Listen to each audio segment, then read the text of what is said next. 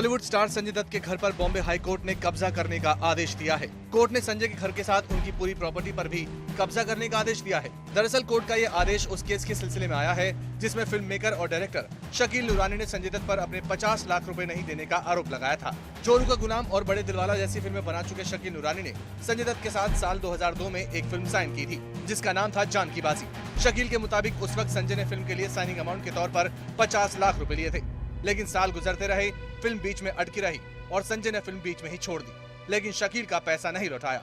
बस इसी को लेकर शकील ने हाई कोर्ट में केस दायर कर दिया और इसी पर आज फैसला आया है और कोर्ट ने संजय के घर के साथ उनकी पूरी प्रॉपर्टी पर कब्जा करने का आदेश दिया है। मीडिया में कुछ दिन पहले अमिताभ बच्चन के फार्मर बनने की कुछ तस्वीरें आई थी। ये तस्वीरें महज इत्तेफाक थी या फिर इसके पीछे था अमिताभ का कुछ खास मिशन? Zoom investigates.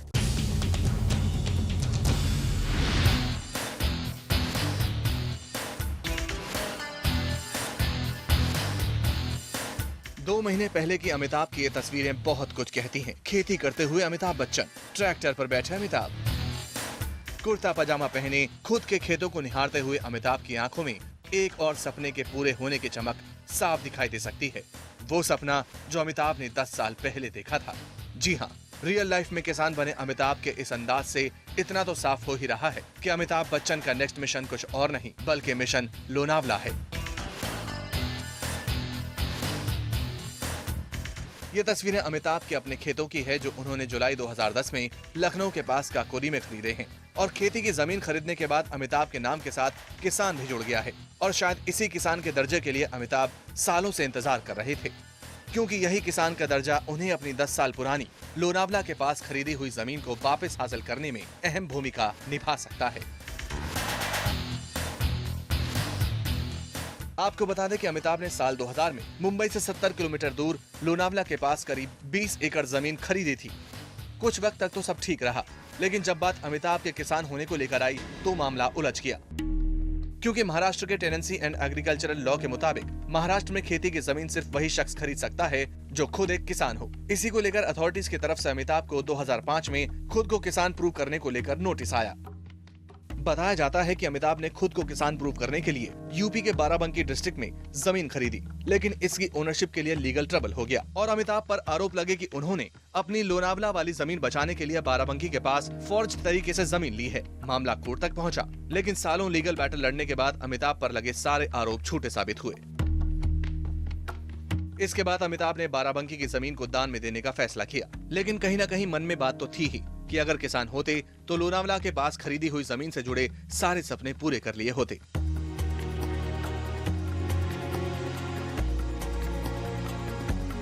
लेकिन अब एक बार फिर अमिताभ के इस अंदाज को देखने के बाद लगता तो यही है कि किसान अमिताभ जल्द ही लोनावला के पास जमीन पर भी इसी तरह ट्रैक्टर चलाते नजर आएंगे।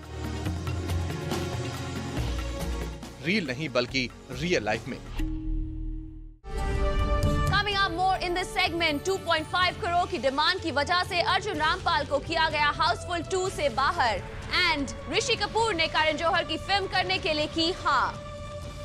शाहरुख, ऋतिक और आमिर के बाद बॉलीवुड में एक और हीरो है तैयार 6 पैक एब्स के साथ, लेकिन कौन है वो हीरो? Take a look.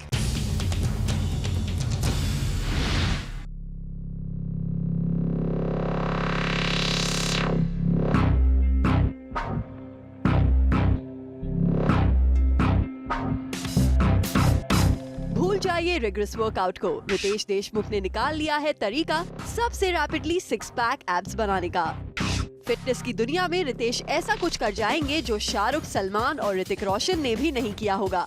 क्या है रितेश की एग्जैक्ट एब मेकिंग स्ट्रैटेजी? टी-शर्ट पे प्रिंट कर लेता।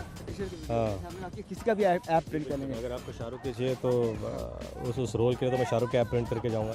अगर जॉन के तो जॉन के, सलमान के, आमिर के तो मैं बहुत ही वर्सेटाइल एक्टर हूँ। रितेश, पर आपने तो कहा था कि दीपिका की बॉडी आपको सबसे ज्यादा पसंद है और बाकी एक्टर्स की तरह दीपिका की बॉडी को अपना सकते हैं रितेश देशमुख। आपने कहा कि फिटनेस में तो दीपिका पादुकोण आ गए हैं, तो थोड़ा उनको उनकी बॉडी को अपने ऊपर प्रिंट, बिल्कुल वो भी प्रिंट हो सकता है। रितेश ये फनी टॉक कर रहे थे राहुल बोस के मैराथन ट्रेनिंग सेशन पर, जहां उन्होंने राहुल के साथ जमकर पसीना बहाया।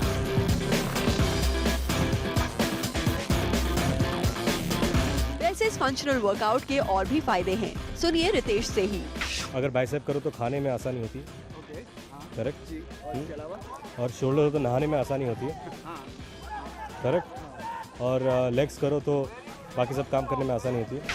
ये फायदे तो पता नहीं, मगर आपकी वेल स्कल्प्टेड बॉडी को फायदा पहुँचे तो फैंस शायद आपको शर्टलेस देखना फिर जरूर पसंद करें। In this segment, Sanjay Dutt ने क्यों कहे अपनी फिल्म नो प्रॉब्लम के लिए नेगेटिव वर्ड्स। अर्जुन रामपाल को कर दिया है आउट हाउसफुल 2 से और इसकी वजह है अर्जुन की 2.5 करोड़ की डिमांड।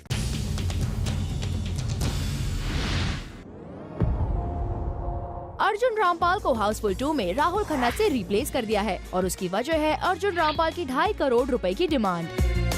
मुंबई के एक डेली की माने तो अर्जुन रामपाल की हाई डिमांड प्रोड्यूसर्स और डायरेक्टर्स को एक बार फिर से सोचने को मजबूर कर रही है, क्योंकि पहले डॉन 2 में कुणाल कपूर ने उन्हें रिप्लेस किया था और अब साजिद खान ने भी उन्हें राहुल खन्ना से रिप्लेस कर दिया है। मुंबई के एक डेली की माने तो फिल्म के एक सोर्स ने माना है कि Arjun is no more a part of the sequel. वैसे किसी ने भी अर्जुन को ना लेने की बात क्लियर कट खुलकर नहीं बोली है, लेकिन सुनने में आ रहा है कि अर्जुन रामपाल ने 2.5 करोड़ रुपए मांगे थे, जो प्रोड्यूसर साजिद नडियाडवाला और डायरेक्टर साजिद खान को बहुत ज्यादा लगे और उन्होंने अर्जुन रामपाल को फिल्म के सीक्वल से कर दिया आउट। लगता है कि ऋषि कपूर और करण जौहर के बीच सब कुछ ठीक हो गया है, क्योंकि जो ऋषि कपूर खानदान में से किसी को भी करण के साथ काम करने से मना कर रहे थे, अब वो खुद कर रहे हैं करण की फिल्म में काम।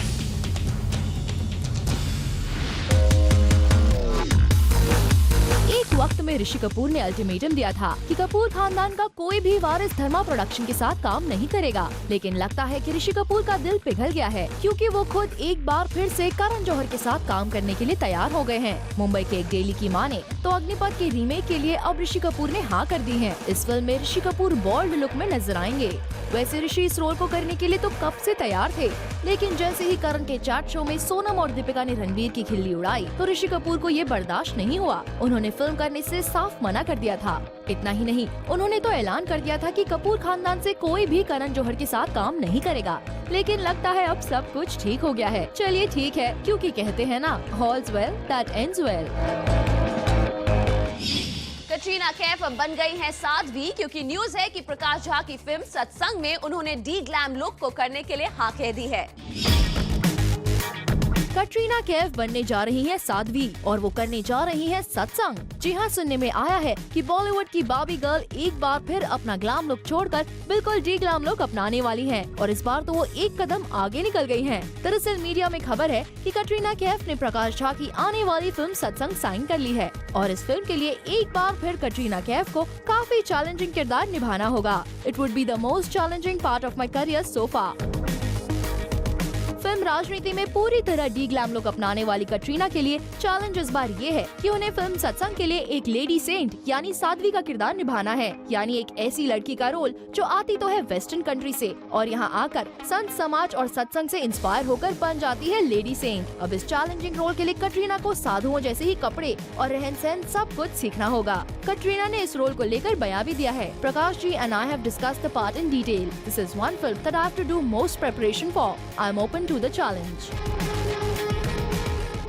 सैफ और करीना 2011 के एंड तक कर सकते हैं एंगेजमेंट और 2012 में शादी, ये बताया टैरो कार्ड रीडर मुनीचा खटवानी ने जूम के शो लकीर के फकीर में। सैफ और करीना कपूर के एंगेजमेंट के चांसेस है 2011 में, specially in the second half. इसे कहते हैं चट मंगनी पट ब्याह। जी हाँ, जूम के खास शो लकीर के फकीर में टैरो रीडर मोनिशा ने प्रेडिक्ट किया है कि अगले साल के एंड तक करीना और सैफ की एंगेजमेंट तो हो ही जाएगी और एक बार एंगेजमेंट हो गई तो फिर शादी में कोई देरदार नहीं होगी। बस साल खत्म होगा और अगले साल यानी 2012 तक सैफ और करीना कर लेंगे शादी। सैफ और करीना कपूर के एंगेजमेंट के चांसेस है 2011 में, specially in the second half. वैसे करीना, हम तो यही कहेंगे कि अब जब सारी कंडीशंस फेवरेबल हैं, आपका करियर भी टॉप पर है, तो फिर शादी करने में हर्ज ही क्या है। बहरहाल शो पर और भी बॉलीवुड स्टार्स को लेकर कई सारे प्रेडिक्शंस किए गए हैं। ये सब कुछ आप जान सकते हैं कल के प्लैनेट बॉलीवुड के जस्ट बाद लकीर के फकीर में शाम 7:30 बजे। सेलिना जेटली शायद नहीं कर पाएंगी न्यू ईयर ईव में डांस, क्योंकि सेलिना ने खुद जूम को बताया कि डांसिंग रिहर्सल्स में शी गॉट हर्ट।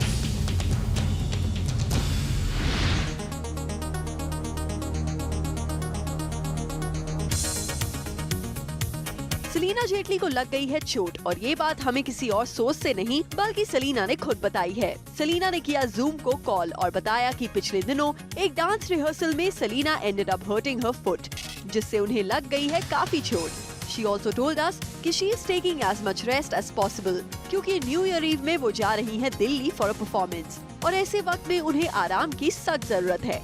अब इससे ये बात तो साफ है कि न्यू ईयर ईव की अपनी परफॉर्मेंस को लेकर सलीना है काफी केयरफुल क्योंकि आफ्टर ऑल मनी है तो हनी है दोस्तों। वैसे गौर की बात तो ये भी है कि पिछले कुछ महीनों से सलीना इस डांस की रिहर्सल कर रही हैं। Last month in a press conference, she had discussed with us about her plans on the 31st Eve. 31st को परफॉर्म करना ऑडियंस के लिए और साथ में अगर फैमिली भी हो तो बहुत अच्छा लगता है बिकॉज बहुत कम लोगों को ये मौका मिलता है इस तरीके से नए साल को वेलकम करने का and I am really looking forward to. Celina की इस बात को सुनकर इतना तो साफ हो गया है that she is very excited to rock the dance floor. लेकिन ये तो 31 दिसंबर की रात ही बता पाएगी कि वो परफॉर्म कर पाएंगी या फिर नहीं। नो प्रॉब्लम हो गई फ्लॉप, यहाँ तक तो ठीक था, लेकिन इसके फ्लॉप होने से संजय दत्त इतने खफा हैं कि उन्होंने अपने फैंस को फिल्म के बारे में बोले कुछ शॉकिंग वर्ड्स। हाल ही में फिल्म नो प्रॉब्लम के डायरेक्टर अनीस बाज़मी ने कन्फेस किया था that he went wrong with no problem और वो नो प्रॉब्लम की फेलियर की पूरी जिम्मेदारी लेना चाहते हैं। The entire industry was shocked with Anees Bazmi's confession, लेकिन हम आपको possible reasons देते हैं अनीस के शॉकिंग कन्फेशन के। According to our eyewitness, few days back Sanjay Dutt एक पार्टी में गए थे। पार्टी से बाहर निकलते वक्त जब a group of beggars who were also his fans told him कि उन्होंने उनके फेवरेट बाबा की फिल्म देखी और बहुत पसंद भी की, तो संजय दत्त ने दिया एक shocking reaction and he used some shocking words for his film No Problem. Sanjay Dutt film का नाम सुनते ही हो गए काफी गुस्सा and Sanjay Dutt zoomed off, but not before giving some money to those beggars. लेकिन we think संजय दत्त के इसी गुस्से ने फोर्स किया है अनीस बाज़मी को इस तरह पब्लिकली माफी मांगने के लिए। Well, अनीस बाज़मी ने तो पब्लिकली माफी मांग ली, लेकिन जिस तरह से संजय दत्त ने पब्लिकली अपनी फिल्म के बारे में शॉकिंग वर्ड्स यूज किए हैं वो बात कुछ जमी नहीं, क्योंकि बॉलीवुड गवाह है किसी भी स्टार की फिल्म चाहे कितनी भी खराब क्यों ना हो, वो कभी भी अपनी फिल्म के लिए नेगेटिव वर्ड्स यूज नहीं करते।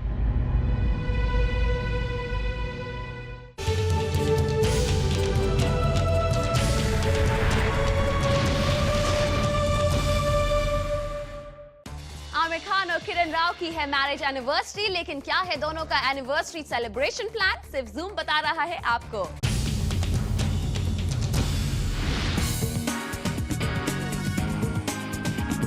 आमिर खान और किरण राव की शादी को आज हो गए हैं पूरे 5 साल। ये दिन है इन दोनों लव बर्ड्स के लिए बहुत ही खास और हर साल ये खास दिन मनाते हैं अपने पंचगिनी के फार्म हाउस में। बट इस बार the couples are busy with post production of Dhobi Ghat, इसलिए इनोवेटिव कपल्स के पास है no time to celebrate the salgirah in Panchgani, क्योंकि हबी हो गए हैं बिजी अपनी वाइफ की डेब्यू फिल्म में। बट सैड होने की कोई बात नहीं है, क्योंकि पंचगिनी में नहीं तो मुंबई में ही सही, मौका है एंजॉयमेंट का, इसीलिए सेलिब्रेशन होगा कुछ खास विद सम स्पेशल फ्रेंड्स और स्पेशल मोमेंट की कवरेज हम आपको अपडेट करेंगे प्लैनेट बॉलीवुड पर। वेल आमिर, हम एट लास्ट यही कहना चाहेंगे कि माना कि वर्क कम्स फर्स्ट, बट प्यार से ज्यादा तो नहीं ना।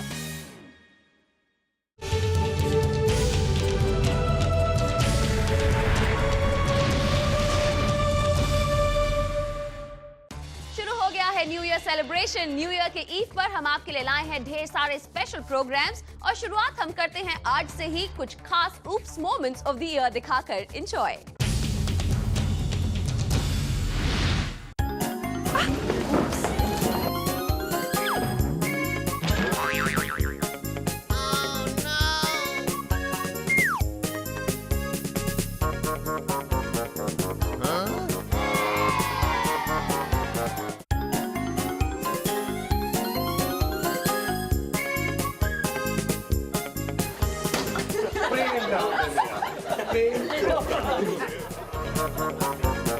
चलो विल रेस ऑन।